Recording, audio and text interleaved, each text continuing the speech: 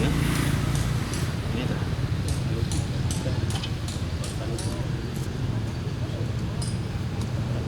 Saya yang biasa pakai bom. Oh, ini namanya. Ya, ya.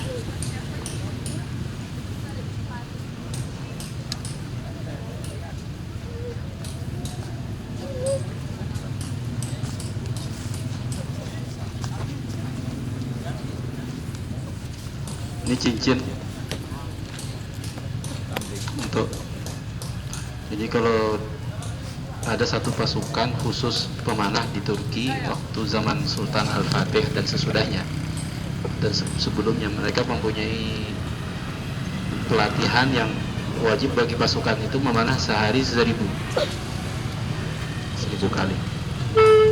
Kalau memanah 1000 kali, maka berarti tangan ini kalau tidak ada pelindungnya, tes koyak ininya. Nah, maka dibikin cincin ini.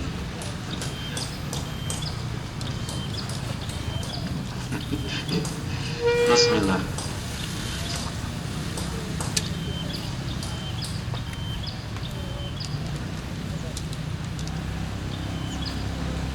Bismillah, alhamdulillah.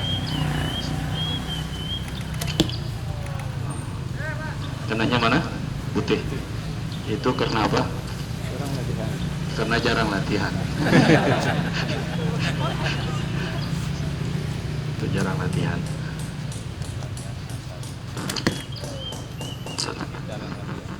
Masih jarang itu.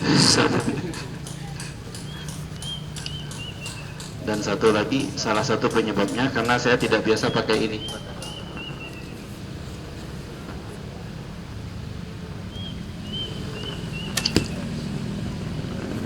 Jadi dikatakan bahwa panahan yang pertama itu adalah membaca situasi di mana anak panah kita dan penyesuaian dengan musuh. Maka mulai dari lepas, kenanya di sana, mulai dipindah mau di mana yang mau kita target. Tapi kalau setelah itu lepas lagi, berarti ada perubahan hati. Hati yang sedikit apa gitu, ada perubahan yang tidak tertata. Maka waktu memanah ini salah satu latihan untuk menata hati. Menjauh kan? Ngomong hati yang langsung orang yang memanah. Oh, jangan salahkan Iro katanya tadi. Jauh. Tangannya sakit ya? Hah?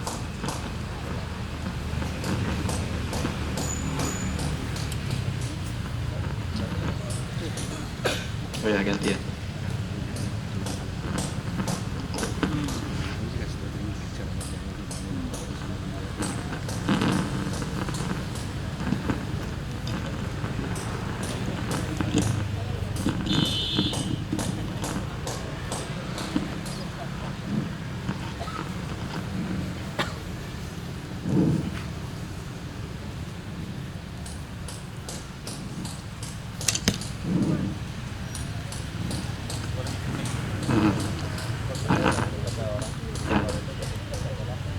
Hadapan biru.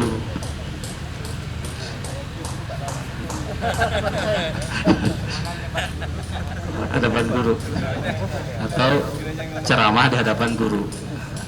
Jadi ada grogi atau di hadapan mertua.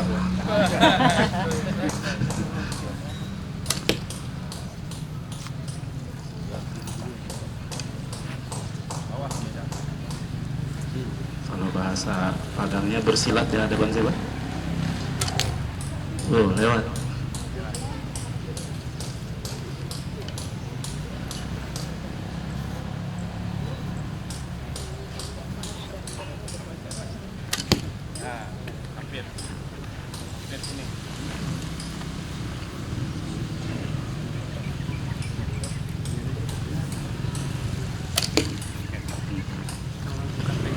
Tanda hatinya belum tertata dan belum stabil. Bismillah. Nah, itu ditakbiri, tapi kenapa nggak coba lihat?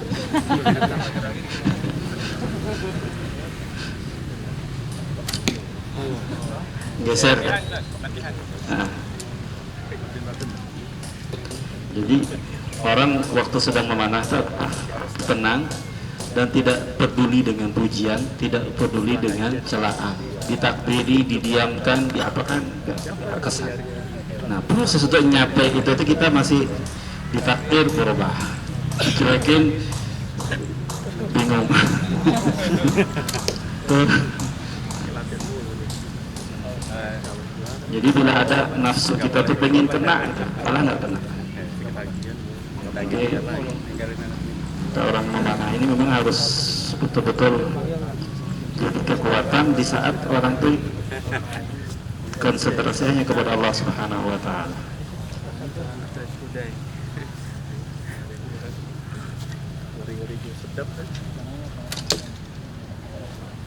Istiqomah tidak kena. Tidak kena sesuai dengan apa yang diinginkan, tapi udah kena.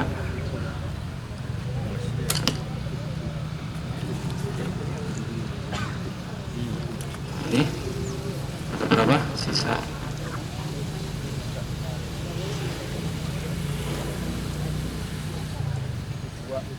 Sisain dua. Ada hadisnya khusus anak pak jangan dihabiskan. Kalau latihan istagfirullah, sisakan anak panah. Kalau kita jadi perlu kita latihan itu jangan sampai seluruh anak panah kita lepas. Sisakan satu, sisakan dua. Kenapa? Persiapan untuk dalam keadaan darurat atau emergensi. Nanti pada waktu kita sedang latihan ada musuh beneran, kita tidak punya apa-apa, tangan kita kosong. Atau juga kita berhadapan dengan musuh, kita lepas, mesti ada yang tersiksa di sini. Jadi maka untuk membiasakan itu, saat kita latihan jangan kita habisi semua. Mesti harus ada yang tersisa satu atau dua, minimal satu. Jadi pada waktu kita terancam kita pun masih bisa. Kalau satu ada cerita dengan Sa'ad bin Abi Waqqas yang Nabi SAW bersabda untuk beliau, dan itu tidak pernah Nabi sampaikan kepada selain beliau. Menurut Sayyidina Ali, satu kata-kata yang sangat mahal sekali, yaitu fidaka abi wa ummi. Jadi misal itu fidaka abi, kata-kata abi wa ummi, engkau saya tebus dengan bapak dan ibu. Engkau saya tebus dengan ibu dan bapak. Itu kata-kata itu tidak pernah diucapkan oleh sahabat, oleh Nabi kepada sahabat, kecuali kepada sahabat Sa'ad bin Abi Waqqas. Dahulunya yang biasanya semua sahabat berkata seperti itu kepada Rasulullah. Ya Rasulullah, engkau saya tebus dengan ibu bapak saya atau dengan bapak dan ibu saya. Tetapi Nabi ngomong kata-kata itu kepada sahabat tidak pernah, kecuali kepada satu orang. Itu siapa dia? Sa'ad bin Abi Waqqas. Saat perang Uhud, waktu itu yang melindungi Rasulullah dua laki-laki ahli panah, kemudian satu perempuan pemanah. Nah, laki-laki yang berdua ini satu Sa'ad bin Abi Waqqas, yang kedua adalah Abu Talhah, bapak tirinya sahabat Nabi Anas bin Malik. Ketiga seorang perempuan yang terkenal namanya Ummu Umarah, Nusaybah bintu Ka'ab. Nusaybah bintu Ka'ab ini salah seorang wanita di kalangan para sahabiah yang sangat jitu memanahnya. Jadi serangan musuh perang Uhud itu kan Ummu Umarah, ya. Nusaybah binti Ka'ab. Nusaybah namanya, Ummu Umarah itu nama dan ibunya. Musuh nyerang itu nggak tanggung-tanggung, dengan tombak, anak, dengan lari mengejar, lepas dengan pedang, dengan batu. Rasulullah Sallallahu Alaihi Wasallam di perang Uhud. Sebelum nyampe kepada Nabi, sudah dihadang oleh panahnya Sa'ad atau panahnya Umar. Sampai mendekat kepada Rasulullah sudah kena panah semua, kena daripada tiga orang sahabat itu, sehingga Rasulullah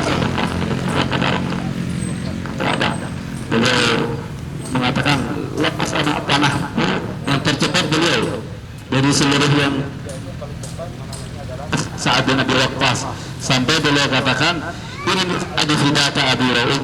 Bahkan beliau mengatakan kepada sahabat yang lain yang punya busuk anak, ambil Sa'ad, kasih anak panah kalian kepada Sa'ad. Jadi mereka ini memanah tapi masih berapa ketatan dia. Anas bin Malik salah seorang pemanah dan bapaknya itu dikumpulkan seluruh anak cucunya. Anas bin Malik punya anak berapa? 120 kan?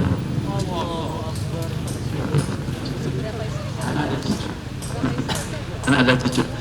Usia 100 lebih, 100 berapa gitu sekian. Ini Anas bin Malik kena doa Nabi Sallallahu Alaihi Wasallam, didoakan karena beliau khidmat pada Nabi, didoakan doa itu sampai beliau panjang umur, dan salah satu jagoan pemanah. Anak pemanah beliau sendirian bertanding, jadi musuhnya anak cucu beliau lawan bertanding ini masing-masing dibagi 10 beliau pegang katakan 100. Begitu beliau lepas, yang punya beliau lebih habis duluan daripada yang mereka pegang.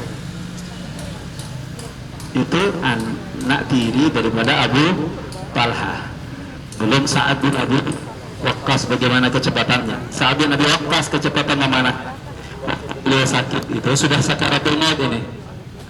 Maka saya mau cerita dua ya, cerita dua. Satu ceritanya waktu saat sakaratul maut ada permintaan daripada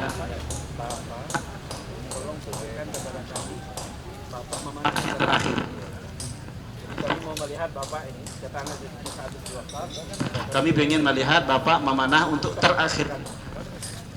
Maka Sa'ad bin Waqqas bangun waktu dalam keadaan di atas kasur atau di atas alas mau meninggal dunia itu, dengar kata-kata itu bangun. Dia ambil anak panah atas atap ada lubang sedikit anak panah. Maka anak panah itu lolos dari. Terus ambil dua lagi, satu lagi lolos lagi, sampai 3 kali, ketiga kalinya lolos. Itu jadi titik kecil untuk Sa'ad bin Waqqas, diulang 3 kali sama titiknya. Jadi kalau seandainya anak panah ini nempel di situ, terus dipanah lagi, dia bisa panah di belakang.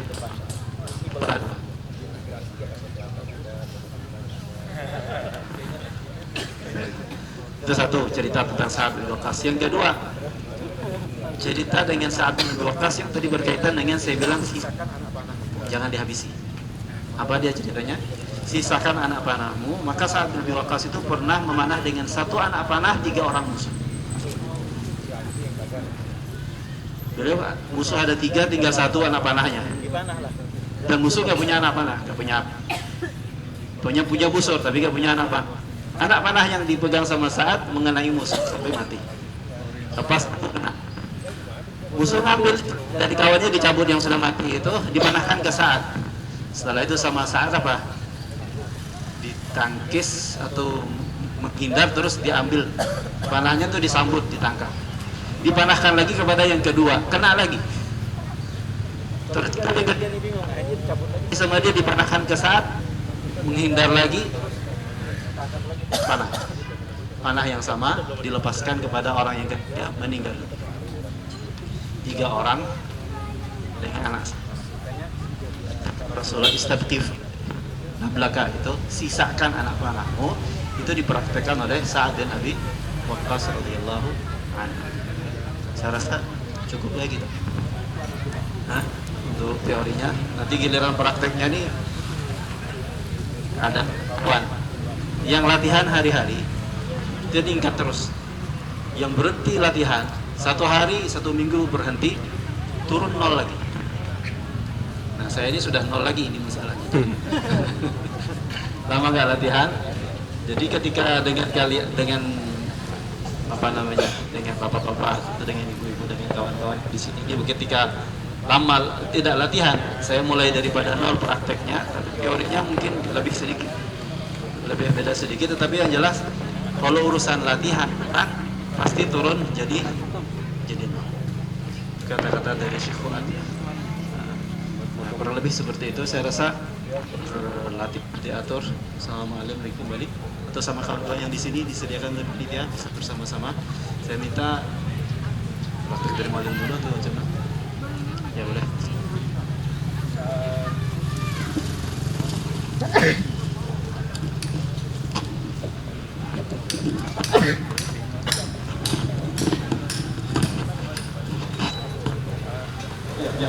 Nanti. Okey, dalam kita bermain ataupun bermain ramai-ramai, jadi kita buat satu sistem untuk bagi aman ambil anak-anak.